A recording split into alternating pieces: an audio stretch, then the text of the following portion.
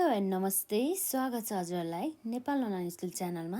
आज हामी यहाँ बिबी सेकेन्ड इयरको बिजनेस इकोनोमिक्स अन्तर्गत हामी इन्फ्लेसन च्याप्टर पढ्न जाँदैछौँ है, जसमा हामीले आजकोमा चाहिँ हामीले जुन कस्ट पुस इन्फ्लेसनको बारेमा चाहिँ हामी पढ्छौँ है त। र हामीले यसभन्दा अगाडिका भिडियोहरूमा हामीले इन्फ्लेसनको डेफिनेसन साथै यसका डिफ्रेन्ट टाइपहरू पनि हेरिसक्यौँ हामीले, र साथै हामीले डिमान्ड पुल इन्फ्लेसनको बारेमा पनि हेरिसकेका छौँ। र हामीले आज कभर गर्ने भनेको के हो त भन्दाखेरि कस्ट पुस इन्फ्लेसनको बारेमा। मैले यसमा धेरै भन्दिनँ है, जसमा मैले हजुरहरूलाई एउटा जुन हाम्रो पुरै नै मैले यहाँ क्रप गरेर राखेको छु है, त्यसमा हेरेर राम्रोसँग अलि यस्तो बुझ्नु होला है। मैले यसमा फिगर त बनाएन, यसमै छ नि त, त्यही भएर सजिलो हुन्छ नि त। एक्जाम आउनु लागिसक्यो, अब कभर गर्नु पऱ्यो नि त सबै पार्टहरू, त्यसैले है त। यसमा जसमा अब हाम्रो के छ भन्दाखेरि explain the cost push inflation. हामीलाई चाहिँ जुन हाम्रो 2072 सालमा, 2060 सालमा र 2065 सालमा चाहिँ हामीलाई 10 मार्क्समा चाहिँ सोधेको रहेछ है त। जुन हाम्रो अब लङ क्वेसन 15 मार्क्स पनि होइन, जुन हाम्रो सर्ट क्वेसन छ जुन 10 मार्क्सको है त। र जसमा हाम्रो कस्ट पुस इन्फ्लेसन भन्ने कुरा हामीले जुन हाम्रो कतिखेर हुन्छ भन्दाखेरि जब चाहिँ कस्ट अफ द प्रोडक्सन अर्थात् के भन्दाखेरि यसमा वस्तु तथा सेवाहरू उत्पादन गर्दाखेरि लाग्ने जुन कस्ट हुन्छ नि हो, त्यो जब इन्क्रिजेस हुन्छ नि हो, त्यतिखेर चाहिँ यो कस्ट प्लस इन्फ्लेसन भन्ने कुरा चाहिँ आउने गर्दछ है। जस्तै हाम्रो चाहिँ कस्ट अफ द प्रोडक्सनमा पर्ने भनेको के हो त, र मेटेरियल पनि पर्छ, वेजेसहरू पर्छ है। अब इनपुटहरू भनौँ न, जति पनि हामीले एउटा फिनिस गुड्स उत्पादन गर्नको लागि इनपुटहरू हाल्नुपर्ने हुन्छ नि हो, त्यो सबै नै हाम्रो के हो त, एउटा कस्ट अफ द प्रोडक्सन अन्तर्गत नै पर्ने गर्दछ हो। यी सबै खर्चहरूमा यदि इन्क्रिजेस हुन्छ भनेदेखि त्यस्तो अवस्थामा हाम्रो के आउने भयो त, कस्ट पुस इन्फ्लेसनको अवस्था आउने भयो, जुन कुरा चाहिँ हामीलाई यो फिगरमा चाहिँ देखाएको छ है त। यो फिगरको डिफाइन चाहिँ हाम्रो मजाले यहाँ नै गरेको छ, यसलाई हामी एकपल्ट सर पढौँ न त के भनेको छ भने हेरौँ है त यसमा है। The inflation that occur due to the increase in the cost of the production is called cost push inflation भन्ने कुरा भयो है। The cost of the production increases due to the increase in the wages, profit margin, price of the key input etc भन्ने कुरा भयो है। यसरी चाहिँ यो कुनै पनि वस्तु उत्पादन गर्दाखेरि लाग्ने खर्च कसरी चाहिँ बढी हुनसक्छ त भन्ने कुरा चाहिँ कसरी आउँछ भन्दा चाहिँ जब चाहिँ ज्याला दरमा र प्रफिट मार्जिन धेरै राख्ने चक्करमा हो, र अथवा अन्य कुनै पनि इनपुट्सहरू हुन्छ नि हो, त्यसको चाहिँ प्राइसमा चाहिँ इन्क्रिज हुने कारणले गर्दाखेरि चाहिँ कस्ट अफ द प्रोडक्सनमा चाहिँ इन्क्रिज हुन जान्छ भन्ने कुरा चाहिँ रह्यो है त। दस cost push inflation is caused by the increase in the wages rate, increase in the profit rate, increases in the price of the key inputs भन्ने कुरा भयो है। Cost push inflation is also known as the के हो त, supply side inflation or the supply shock inflation भन्ने कुरा भयो। The raise in the cost of the production reduces the aggregate supply. As a result, AS curve, aggregate supply shift off है। AS भने चाहिँ के हो त, यो एग्रिगेट सप्लाई सिफ्ट के हुन्छ त, यहाँ हाम्रो चाहिँ माथि जाने गर्दछ अरे, सिफ्ट अफ भन्ने कुरा यही हो है। But aggregate demand remained same भन्ने कुरा भयो, तर एग्रिगेट डिमान्ड चाहिँ हाम्रो के हुन्छ त, यसरी चाहिँ पहिला जस्तो थियो त्यसरी नै यसरी चाहिँ सेम चाहिँ हुने गर्छ भन्ने कुरा भयो है त। यसमा मैले फिगरमा अलिक बनाउन यसमा हुन्छ कि, त्यही भएर मैले बनाइनँ है। र कन्सिक्वेन्टली के हुन्छ भन्दा चाहिँ प्राइस लेभल रेजेस, यसरी डिमान्ड एग्रिगेट डिमान्ड चाहिँ सेम हुने कारणले गर्दा के हुन्छ त, हाम्रो प्राइस लेभल चाहिँ रेजेस हुने गर्दछ। The raise in the price level due to the raise in the cost of the production is shown in the given figure. In the figure initially the economy is equilibrium at the point E1 भन्ने कुरा भयो। जुन हाम्रो point E1 भने चाहिँ यो के हो त भन्दाखेरि यो पोइन्ट भनेको इक्विलिब्रियमको पोइन्ट हो है, जुन कुरा चाहिँ हामीले पहिला नै हेरिसकेका छौँ, जसमा चाहिँ इक्विलिब्रियम अफ द कसरी आउँछ त, हाम्रो डिमान्ड र सप्लाई बिचको यो इक्विलिब्रियम प्राइसहरू कसरी आउँछ भन्ने कुरा हेऱ्यो, जसमा चाहिँ हाम्रो एग्रिगेट डिमान्ड कर्भ र हाम्रो यसमा एग्रिगेट सप्लाई कर्भ जहाँ ठोकिन्छ नि यो बिचको पोइन्ट हुन्छ नि हो, यो बिचको पोइन्टलाई हामीले के भन्छ, इक्विलिब्रियम, जसमा चाहिँ हाम्रो के हुन्छ त, OY1 आउटपुट चाहिँ इक्विलिब्रियम आउटपुट हो, र P1 OP भनौँ न, OP1 चाहिँ हाम्रो के हो त, एग्रिगेट भन्दा पनि इक्विलिब्रियम प्राइस लेभल हो है।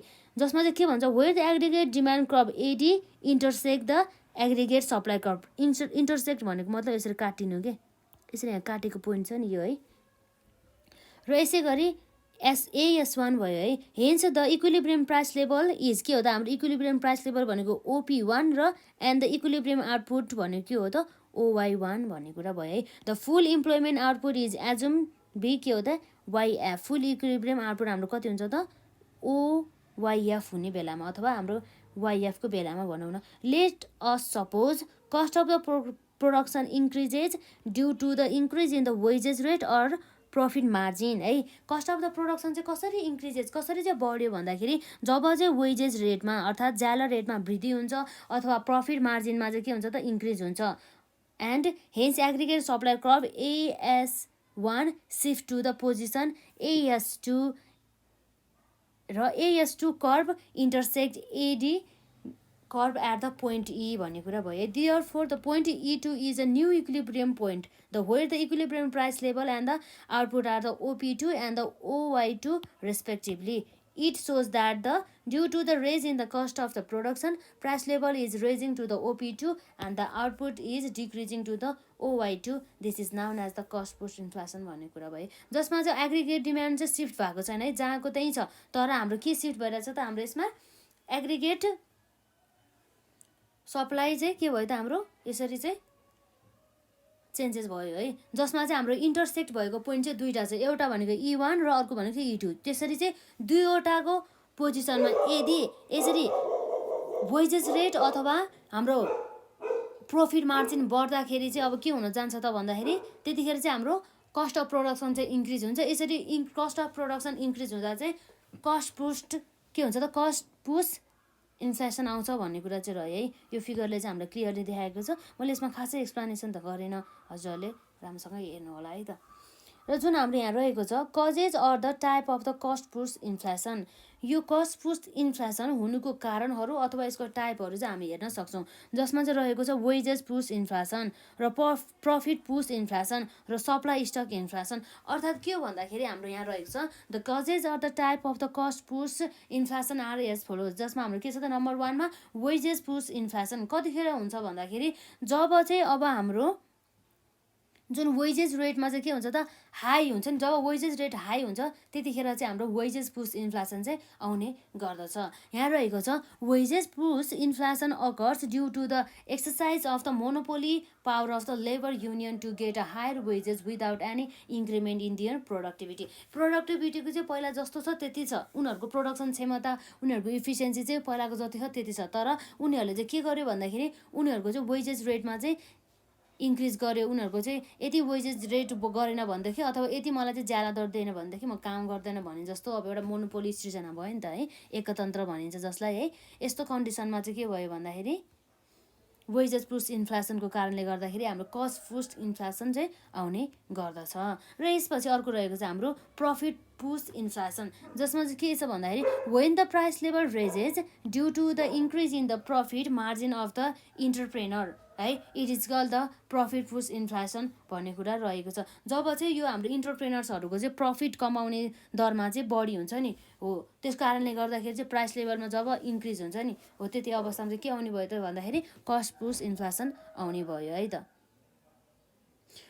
Oligopolist and monopolist firms increases the price of their product to balance the same or the higher profit than the previous level of the profit भन्ने कुरा भयो है। र ट्रिपल आईमा रहेको छ है। ट्रिपल आईमा के छ भन्दाखेरि सप्लाई सक इन्फ्लेसन। अर्थात् के भन्दाखेरि when the price level raises due to the sudden or the unexpected disturbance in the supply of the some major commodities or the key industrial inputs or the raw materials like petroleum, steel, chemicals, etc. It is called the supply shock inflation भन्ने कुरा भयो है। In this case, as the production or the supply stops unexpectedly, as the aggregate declines as a result of the price level raises भन्ने कुरा भयो। यसरी चाहिँ हामीलाई चाहिँ 10 मार्क्समा चाहिँ यसरी एक्जाममा सोध्न सकिन्छ। एकदमै इम्पोर्टेन्ट क्वेसन रहेको छ है यो एक्जामको लागि। र हजुरहरूले यसभन्दा अघिका जुन हाम्रो क्लासेसहरू हेर्नु भएको छैन भनेदेखि हेर्नु होला। र आजले चाहिँ हामी यति नै गरौँ है त। खासै यसमा सन्चो नभएर हो, यति मात्र सर्ट भिडियो बनाएको है त यसमा ल।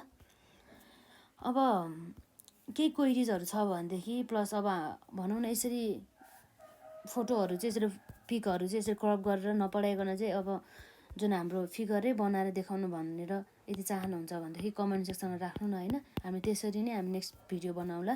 यदि हजुरहरूलाई आवश्यक छ भनेदेखि अब भनौँ न अब पिक्चरहरू अथवा यो जुन हाम्रो रहेको चाहिँ फिगरहरू बुझ्न अलिक गाह्रो छ, इक्जाममा बनाउन सकिँदैन भने त्यस्तो कन्डिसन छ भने कमेन्ट सेक्सनमा राख्नु होला है त। र आजलाई चाहिँ यति नै गरौँ।